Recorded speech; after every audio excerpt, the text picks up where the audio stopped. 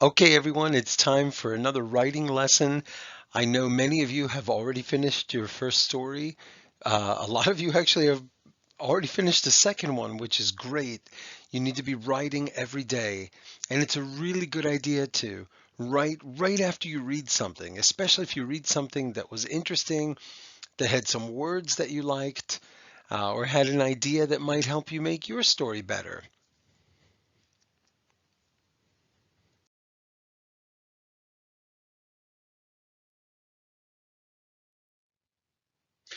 Today, I want to talk to you about powerful writing moves. Now, a writing move, that's kind of a fancy thing to say. Basically, writing moves are tricks that writers use to make their stories more interesting.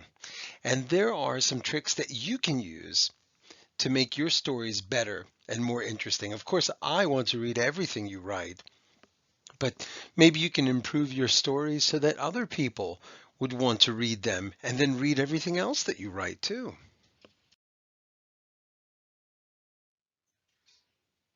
Okay, so you might recognize this page.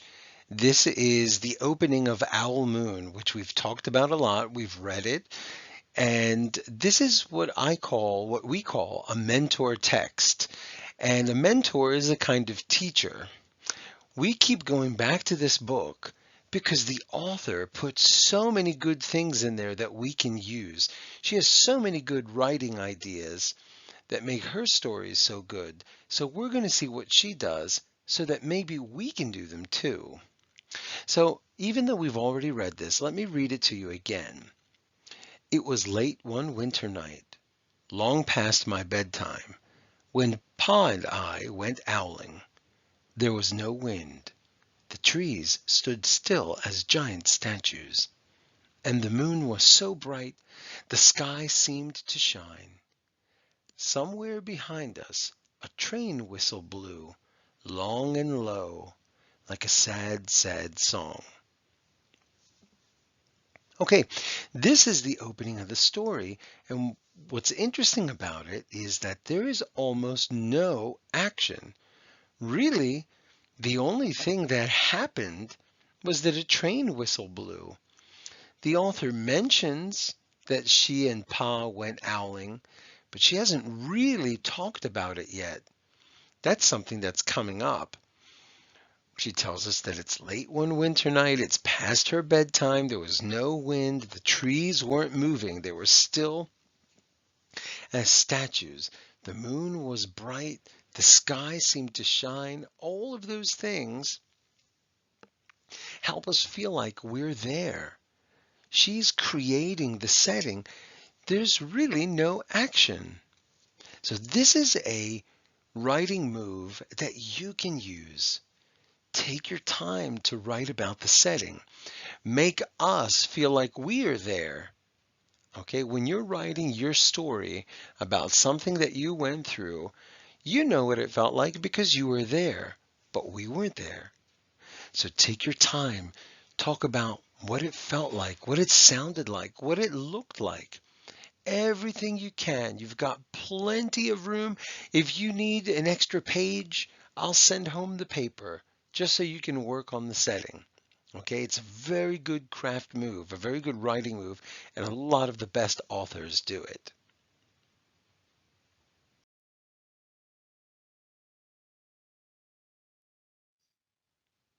Okay, now you might remember way, way, way back, I told you about a story idea that I had where I saw a blue jay and a squirrel in my backyard. And I wrote it down on a little piece of paper and I made a note to myself so that I could remember to write a story about it later. And I thought my story was finished. And here's part of it. Now, this is kind of in the middle. I looked out of the screen door and saw the blue jay and squirrel staring at each other. Between them was a small mound of birdseed. I opened the door and went onto the deck. I accidentally stepped on a pine cone. The animals were both surprised. The squirrel scurried off, while the blue jay went straight to a high branch. So I was pretty happy with this when I first wrote it, but then I realized Something's not right here. It's like I rushed through it. I opened the door, I went onto the deck, I stepped on the pine cone, and the animals were surprised and they left. Well, I didn't really take my time to explain all of this, and I really feel like there was a special moment here. I could have added more information somewhere in here. So I thought about it, like you should look at your writing and think about it, and I asked myself what I could do to make it better, what I could do to stretch the moment out a little bit. And here's what I came up with.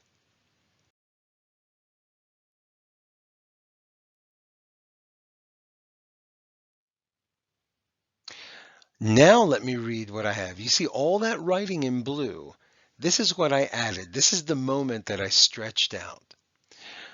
I looked out of the screen door and saw the blue jay and squirrel staring at each other.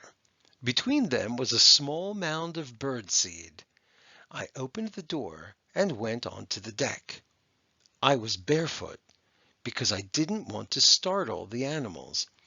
This helped me make quiet steps, but the cold morning air made my toes feel numb pretty quickly. It was a big change from the warm kitchen and hot oatmeal on the table behind me, but I dared not make a sound. I never took my eyes off of the animals, who had not taken their eyes off of each other. It was so quiet. I thought I could hear the squirrel breathing rapidly through its nose. One of them was going to do something. Maybe they would race to get the seeds first. Maybe they would fight. It was a showdown, and I had a front row seat. I stepped quietly, just to get close enough for a better look. I was so focused on them that I did not watch my silent step. Now just imagine if I paused there. You feel like something's coming up.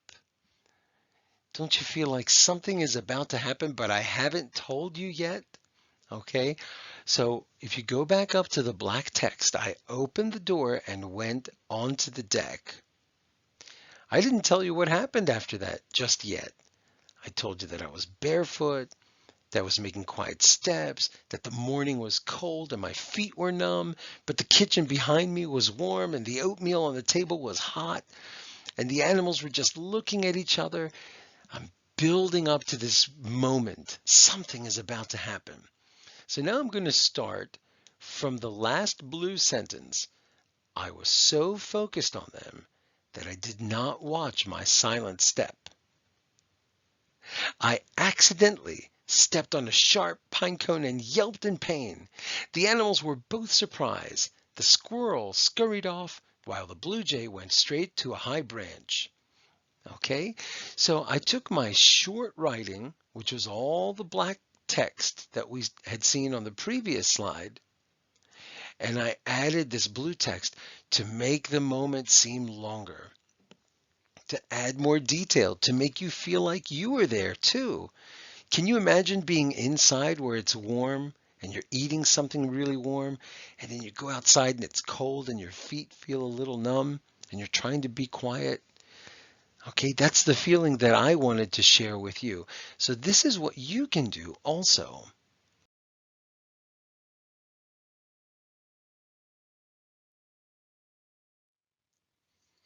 Okay, so this writing move is stretch out a good moment and make us wonder what will happen next. Okay, so find a good spot in your story where you can make it seem a little bit longer. Just slow it down a little bit. Give us time to get into it and feel like we're there also. It's almost like if you ever watch an old scary movie, nobody just opens a door. No, the hand goes slowly to the doorknob and they turn it and you can hear it click, and then you'll hear something like this.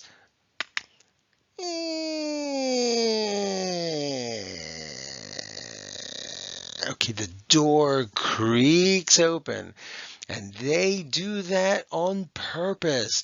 They're trying to make you wonder what will happen next. They're stretching that moment out. Okay? All right, that's two moves. Let's go on to another one.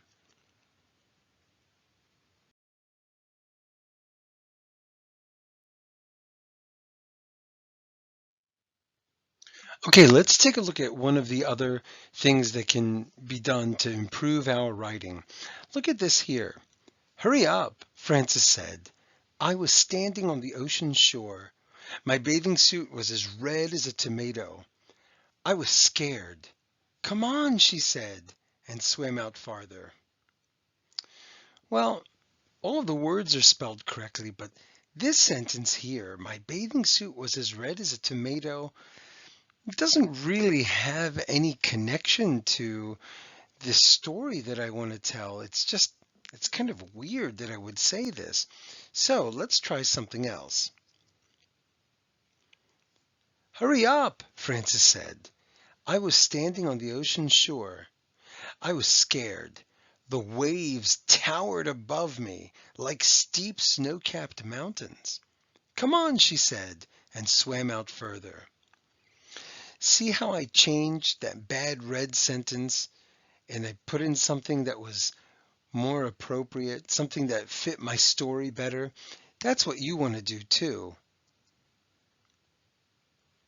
Okay, and we can imagine that waves are almost like snow-capped mountains, right? They towered above me. Ooh, that really fits in with the story that I want to tell here. Somebody standing on the shore of the ocean, maybe a little worried about going into the water.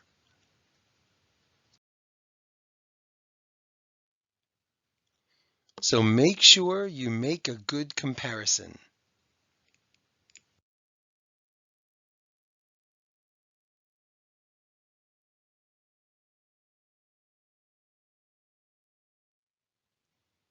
Okay, girls and boys, my favorite writers on the planet, make sure you keep writing. Try some of these moves in your writing. Go back, look at your story, see what you can add. Stretch it out, add detail. Make other people say, hey, that's a great story. It's really interesting. You should read it. Okay, that's it for now. The end.